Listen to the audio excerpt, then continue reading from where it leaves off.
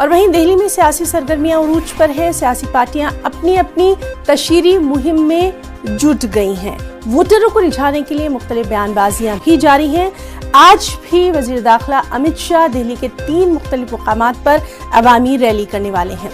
इससे पहले अमित शाह ने कहा था कि 8 फरवरी को ये तय होगा कि कौन भारत माता के साथ है और कौन शाहीन बाग के साथ।